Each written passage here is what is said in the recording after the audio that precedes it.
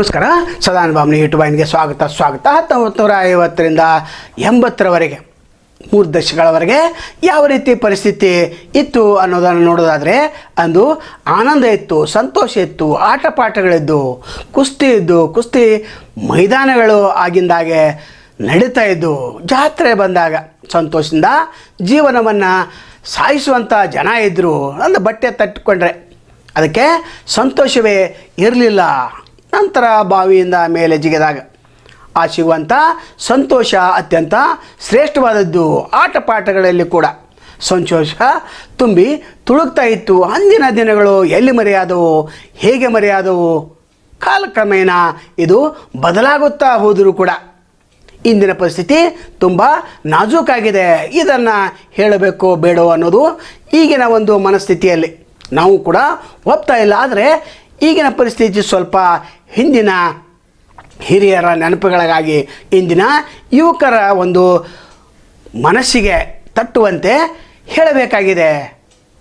ಮನೆಯ ಸುತ್ತ compound gate ಭದ್ರ, ಒಳಗಿರುವ ಮನಸ್ಸುಗಳೇ ಏಕೋ ಛಿದ್ರ ಛಿದ್ರ, ಬಂಧುಗಳೇ ಬಾರದ, ಸ್ನೇಹಿತರು ಸೇರದ, ಮನೆಗಳ ಮುಂದೆ ಸದಾ ಕಾವಲುಗಾರ.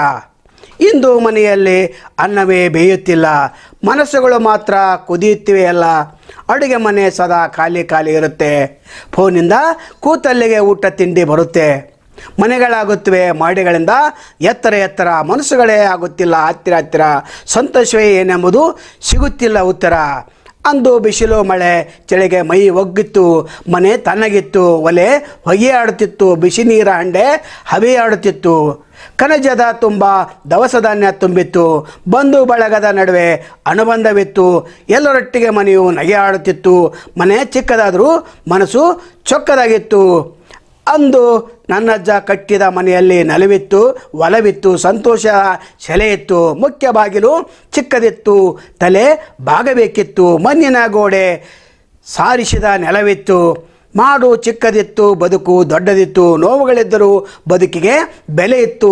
ಚಾಪೆಯಲ್ಲಿ ಕಣ್ಣಿಗೆ ಚಂದದ ನಿದ್ರೆ ಇತ್ತು. ಅಂದು ಆಸ್ಪತ್ರೆಯ ಹಾಗೆ ಇರಲಿಲ್ಲ, ಎಲ್ಲ ಸಮಸ್ಯೆಗಳಿಗೂ ಮನೆಯಲ್ಲೇ ಮದ್ದಿತ್ತು. ಮಗುವು ಕೂಡ ಮನೆಯಲ್ಲೇ ಹುಟ್ಟಿತ್ತು, ಮದುವೆ ಕೂಡ ಮನೆಯಲ್ಲೇ ನಡೆಯುತ್ತಿತ್ತು. ಚಿತ್ರ ವಿಚಿತ್ರ ಛತ್ರವೇ ಬೇಕಿರಲಿಲ್ಲ, ಕೆಲಸಕ್ಕೆ ಶ್ರದ್ಧೆ, ದೇವರ ಮೇಲೆ ನಂಬಿಕೆ ಇತ್ತು. ಸಾವಿಗೂ ಸಹ ಮನೆಯೇ ಸಾಕ್ಷಿಯಾಗಿತ್ತು. ಹಲವು ಮಕ್ಕಳು ಹುಟ್ಟಿದ ಸಂತಸವಿತ್ತು, ಅವರ ಬಾಲ್ಯದ ಬದುಕಿನ ಸಂಭ್ರಮವಿತ್ತು. ನೆಂಟರು ಬಂದರೆ ಹಬ್ಬದ ಸಡಗರವಿತ್ತು, ಕೆಲವು ಸಾವುಗಳ ಸೂತಕವೂ ಇತ್ತು.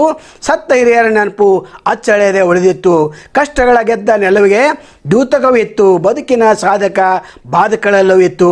ಇಂದು ಮನೆ ರಾಜನಿಲ್ಲದ ಅರಮನೆಯಂತೆ, ಸಕಲ ಸವಲತ್ತುಗಳಿರುವ ದರ್ಬಾರಿನಂತೆ, ನೆರೆಮನೆಯ ಹಂಗಿಲ್ಲದ ಸೆರೆಮನೆಯಂತೆ. ಆದರೂ ಕೂಡ ಬರೀ ದುಡ್ಡಿನ ಚಿಂತೆ. ಶುಭ ಕಾರ್ಯಗಳು, ಸಂತೋಷ ಕೂಟಗಳು ಮನೆ ಬಿಟ್ಟು ಹೋಟೆಲ್ಗಳ ಸೇರಿಕೊಂಡಿವೆ.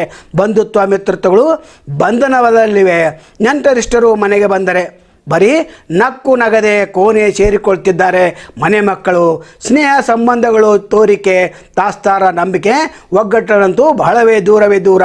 ಮತ್ತೆ ಬರಲಿ ಆ ತುಂಬು ಕುಟುಂಬದ ಕಾಲ, ಆಗಲಿ ಮನೆ ಮನಗಳು ನಂದಗೋಕುಲ. ಅರ್ಥಪೂರ್ಣವಾಗಲಿ ಸರ್ವರಿಗೂ ಸಂಬಂಧದ ಬೆಲೆ, ಕಲೆಯಲ್ಲಿ ಎಲ್ಲರೂ ಸಂತೋಷದಿ ಒಟ್ಟಾಗಿ ನಗುವ ಕಲೆ. ಆಗಲಿ ದ್ವೇಷ ಸ್ವಾರ್ಥ ಮಸ್ತರಗಳಿಗೆ ಸೋಲು, ಶ್ರೀಮಂತಿಗಿಂತ ಹೃದಯವಂತಿಕೆ ಮೇಲು.